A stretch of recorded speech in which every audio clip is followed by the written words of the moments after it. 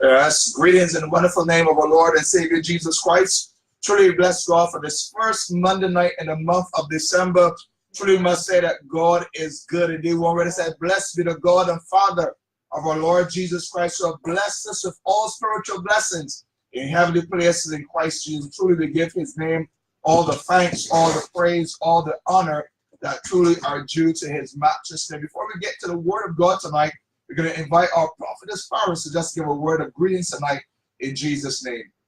Amen, amen. Praise the name of the Lord. Praise the name of the Lord. Praise the Lord. Good night to our viewers, our listeners.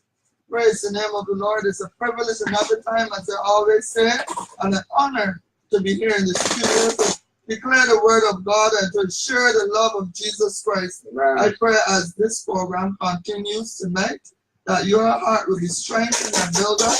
Your families will be strengthened. Whatever the Lord has in store for you tonight, that you will have an open heart, a receptive heart.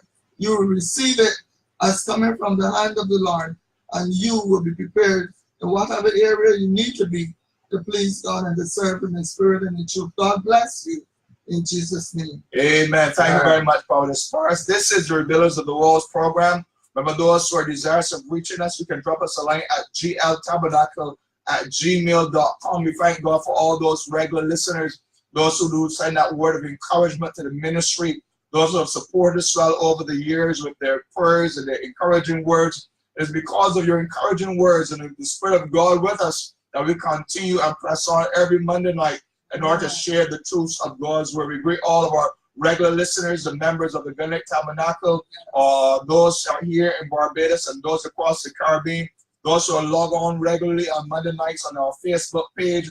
Truly bless God for all those listeners, even those across as far as Australia tonight.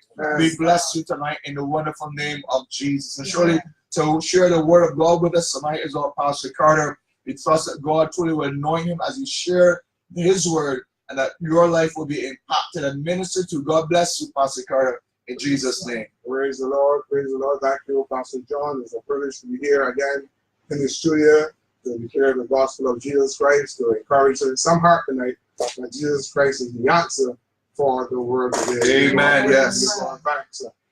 During the last month, we thought it important during the month of independence to look at the church's impact in times of crisis. We thought that we did got some lives and encourage some hearts to look to the word and to look to God for the solutions to their situation, their problems. Amen. Yes. Recognizing that we are an independent nation yet, but yet we are still dependent upon God. Yes. Amen. But tonight we just want to, as I was saying, go back to basics, praise the name of the Lord, so to speak.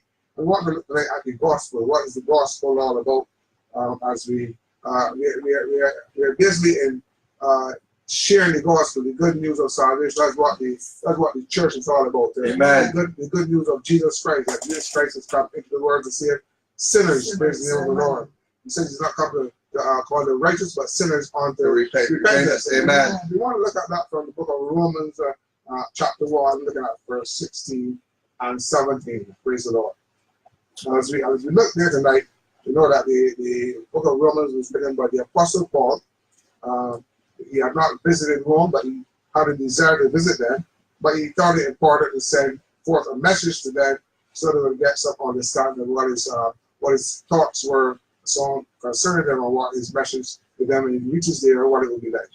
But looking at this, these two verses, Paul is saying, "For I am not ashamed of the gospel of Christ." Amen. "For it is the power of God unto salvation to everyone that believeth, to the Jew first, and also to the Greek." In verse 17 says, "For therein is the righteousness of God revealed from faith to faith, as it is written, the just shall live by faith." Amen. Praise the name of the Lord. So we're talking about this gospel of Christ that has power unto salvation to all those that believe. Amen. Yes. The apostle starts out in the first verse by saying that he's a servant, or a slave of Jesus Christ. Yes. He tells us also that he's called to be an apostle, or he's one that is sent forth Yes. to preach the gospel. And he's telling us also in that verse that he is separated unto the gospel of God, or he's commissioned as an ambassador to present the gospel. And he's gone forth as a representative, so to speak, of God to preach the gospel. Amen. But what is this gospel all about? And why is he saying that he's not ashamed? We understand from the book of Acts chapter 9 that Paul, praise the Lord, that he says that he went about breathing out threatenings and slaughter in verse 1 of Acts chapter 9. It says, and Paul yet breathing out threatenings and slaughter against the disciples of the Lord, went unto the high priest and desired of him letters to Damascus, to the synagogues, that if he found any of this way, whether there were men or women, that is talking about believers, this way is talking about believers, whether there be men or women, he might bring them bound unto Jerusalem. My Lord. He's taking out attacks against the believers. Yes. And it says he got letters, he got permission to go and do this. It says in verse 3, as he journeyed, he came near Damascus, and it says, suddenly there shined round about him a light from heaven, and it fell to the earth, and he fell to the earth, and a voice said unto him, Saul, Saul, why persecutest thou me? And he said, who art thou, Lord? And he said, and the Lord said, I am Jesus whom thou persecutest. It is hard for thee to kick against the pricks. Yes. And said, and he trembled and astonished, said, Lord, what wilt thou have me to do? And the Lord said unto him, arise and go into the city that is to be told, and it shall be told unto thee what thou must do. Amen. Praise the name of the Lord. So we get a little understanding of this man Paul. We get an understanding that he was against the work of God.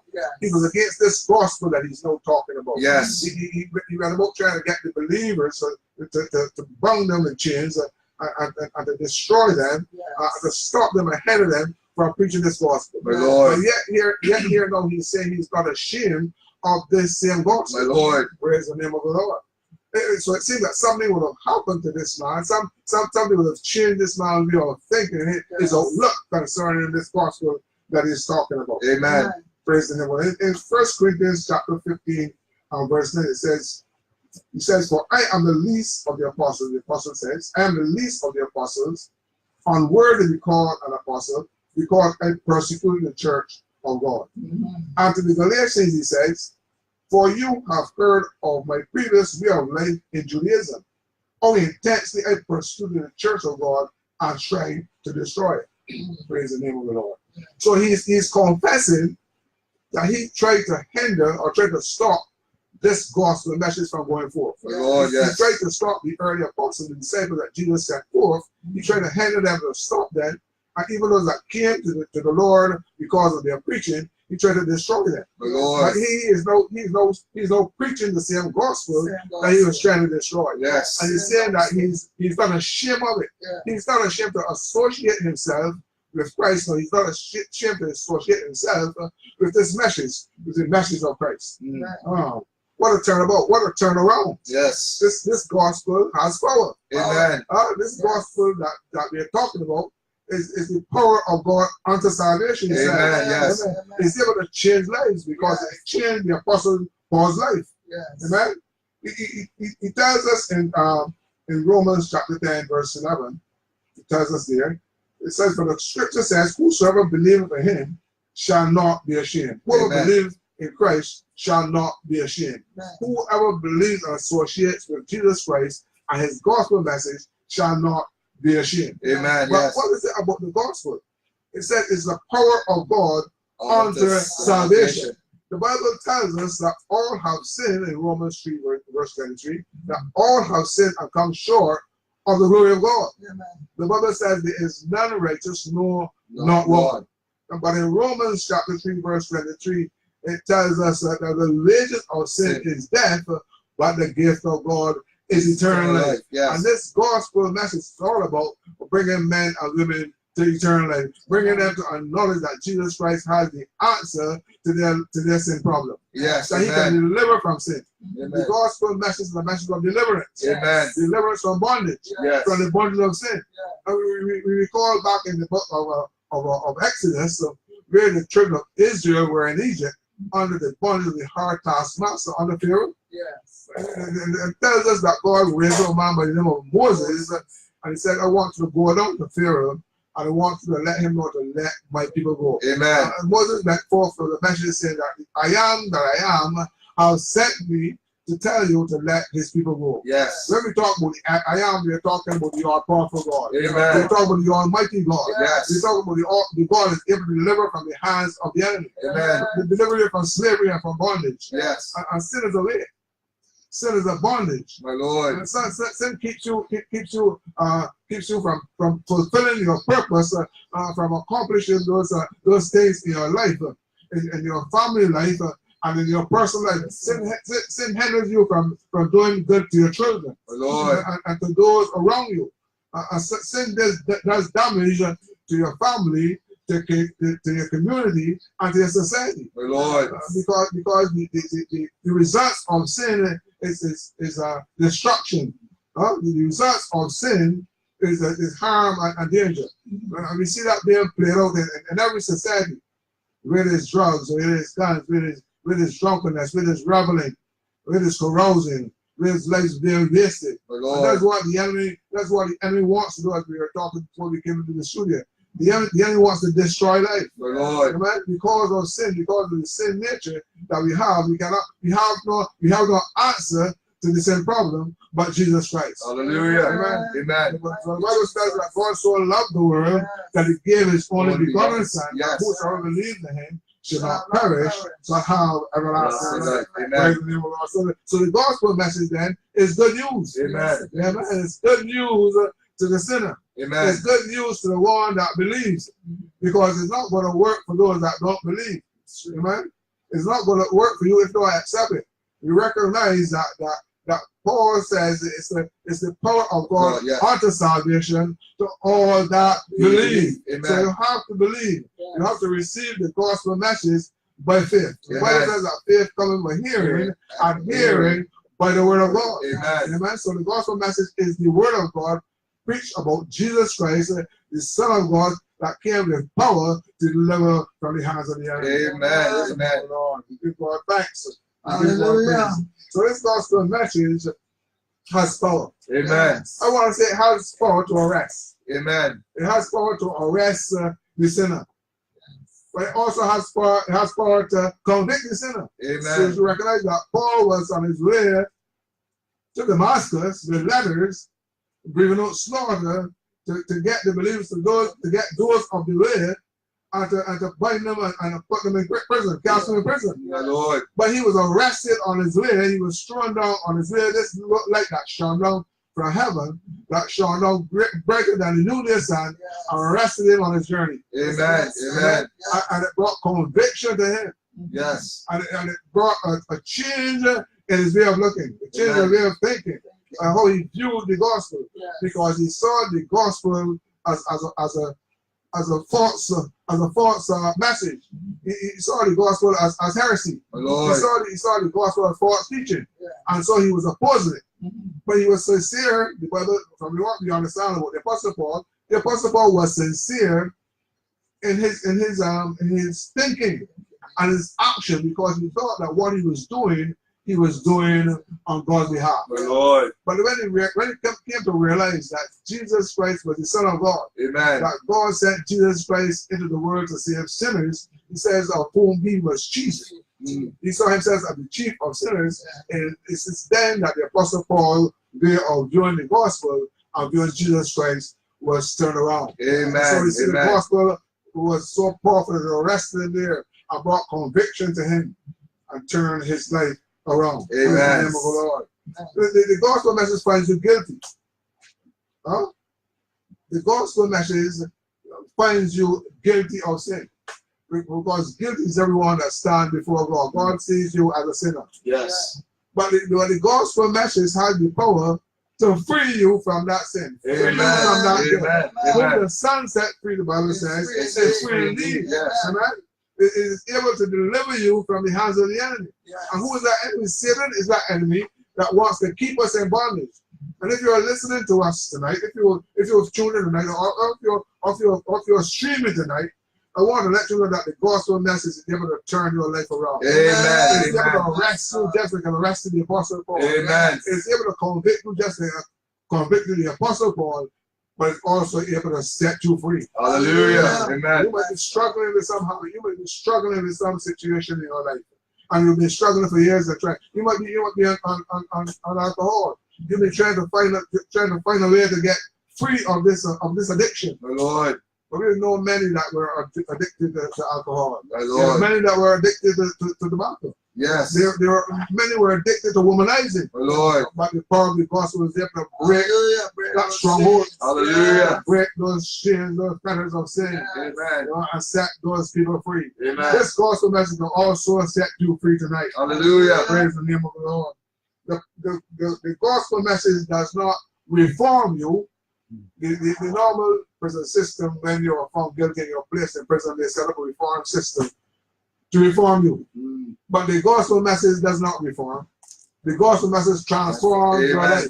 Amen. The gospel message changes you completely. Hallelujah. You're not the same person again. And so this happened to the Apostle Paul. He was transformed. His mind was renewed. Yes. Amen. It says, therefore, my beloved brother, be steadfast and unmovable, always abounding in the work of the Lord, because as much as you know their labor shall not be in vain of the Lord. That's not the verse that was looking for already. The verse I'm looking for is Romans. The verse I'm looking for is in Romans chapter 12. To be transformed by the renewing of your mind, that you may prove what is the acceptance of perfect will of God. Amen. So the gospel message is able to transform you and turn your life around. Amen. In 2 Corinthians chapter 5 and verse 17 says, any man in Christ is a new creature. Amen. It says all things are passed away, and behold, all things can become new. Amen. You are made a new creature, a new person. Amen. You see life in a completely different way. I saw that man that was abusing his wife. His life can be turned around. Amen. That man that was forsaking his children, his life can be turned around. Amen. His children can have a brand new daddy. Amen. And that wife can have a brand new husband. Amen. All because of the gospel of Jesus Christ. Hallelujah. Would you accept Jesus Christ tonight into your heart? Amen. Yes. Praise the name of the Lord, because God is doing business in the same way. He is transforming lives. He is turning lives around. And he is setting people free. Praise the name of the Lord. He says, take my yoke upon me and learn upon you and learn of me. For my yoke is easy and my burden is light. Satan is a hard taskmaster, just like Pharaoh. My He brings Lord. bondages upon your life. He brings weights into your life. And he brings guilt in your life. And you go through the drudgery day after day. And you go through the same routine day after day. There's no joy. There's no expectation. There's no future. You don't look forward to tomorrow. But Jesus can bring that joy, that peace in your life. Amen. That passes all understanding. Amen. Praise the name of the Lord. We give God praise and give God thanks, because Jesus Christ is the Savior of the world. Amen. Amen. He came as that Lamb of God that takes away the sins of the world. He was that Lamb slain before the foundation of the world. The Bible tells us that was that Lamb in the Old Testament that Moses took and killed and put the blood on the lintel. And it was that when that Israel will pass through to destroy the firstborn, that the children of Israel were saved. Amen. Jesus is that Redeemer. Praise the name of the Lord. In Galatians chapter 3 and verse 30, it said that we have redemption through his blood, even the forgiveness of sins. Praise the name of the Lord. We thank God tonight for this Lamb of God. We thank God tonight for this gospel. Praise the name of the Lord. Amen. Praise the name of the Lord. We thank God. Praise the Lord. He says this is the power of God on the salvation that everyone believes. And he says, for there is the righteousness of God revealed from faith to faith. The just shall live by faith. You see that quote even in Habakkuk chapter 2 and verse 4. We have Habakkuk quotes the same verse. Praise the name of the Lord, that the just shall live by faith. Let's think it by faith. And in Romans chapter 5 and verse 1 tells us, therefore being justified by faith, we have peace with God. We're no longer enemies of God. We become at peace with God. Amen. And because of that, God makes us just. God make us justified. God make us just as though we had not sinned. God wipes our slate clean, so to speak. Gives a new lease on life. In the normal justice system, there's a record remaining there that they can refer to every time. Every time when they hear that the crime is a committed, similar to the crime that you committed, they can go and check the system and they can check on you and see if you were the one that committed that crime. But there's no such thing when it comes to God. Hallelujah. Remember, Lord, God wipes your slate clean. There's no more record of what you would have done. Praise the name of the Lord. We give God thanks because God is able to do that work in your life and bring that turn around. Amen. That you look the same way, but you're a brand new person. Hallelujah. Praise the name of the Lord. You start to do the things that pleases God. Amen. And you start to treat your family right. And you see your life start to turn in a different direction. And where you want with the apple where your rich wages, you're able to take home that paper. Amen, amen, amen. You're able to take home that paper and make your family right. Amen. Praise the Lord. That's right. You're able to meet the needs of your children. Your children no longer go to school hungry in the mornings, and the school has to provide a breakfast for them. But you're stepping up to the plate and making sure you do your manly duty. Amen. All because of the gospel of Jesus Christ. Praise the name of the Lord. So we see that the righteousness of God had to find a remedy. God had to find a remedy for sin. Yes. Now he had to find a way. Being just God, he had to find a way of punishing sin. He had to find a way of punishing sin. And God found that way in presenting himself. Because Jesus came as the God-man. Amen. Amen. Jesus came as that lamb, as I quoted before, slain before the foundation of the world. Yes. And he paid that price. He redeemed us from the curse of the Lord, because it said, "Curse is everyone that hangs on the tree." So he took that curse for us. He took that punishment for us. And he made an atonement for us. And he redeemed us. He brought us back from the slave market, so to speak. Amen. And brought us into the family and the household of God. And we give God praise. We give God thanks for his righteousness. It says the righteousness of God is revealed from faith to faith. But this thing is a faith work. Yes. It's by faith. Yes. So it starts out in faith, and you continue in faith. It says the just shall live by faith. So you journey on in faith. Faith in the finished work of Calvary. Faith in Jesus Christ. Faith in what he has done on your behalf. Amen. Amen. We thank God tonight for this. I thank God tonight personally for saving me and delivering me that Saturday afternoon. I thank him for coming into my heart and coming into my life and bringing that turnaround in my life, that bringing that change in my life. He can do the same for you tonight. Amen. And we only accept him before it's too late, before time changes to eternity, because he loves you and he cares for you. The Bible says he so loved the world, that includes you, that he gave his only begotten son. He wants you to come. He has your best interest at heart. God has your best interest at heart. Yes. The Apostle Paul discovered that as he journeyed on, going with the letters, and he was slain. He was knocked off his horse. He was knocked down, and he was blinded for a while. Until Ananias, God said Ananias, praise the Lord, to speak to him and to lead him in the way called straight, that he can get an understanding of what God had intended for him to do, the life that God wanted him to lead. I pray that God will minister to you to your heart tonight. I pray that God will bring that turnaround in your heart tonight and bring that change in your heart tonight, that you can receive Jesus Christ as your personal Savior before time changes. Thank you very much, Pastor Calvary. We thank God tonight for this powerful gospel that we declare to men, not just here in Barbados, but across the airwaves. Amen. Truly, as we reflect tonight on the life of the Apostle Paul, our pastor took us back there, and we see that his life was transformed, and the thing that he fought against, the thing that he thought was so filled with hatred, he then recognized that that thing was the very thing that saved his soul.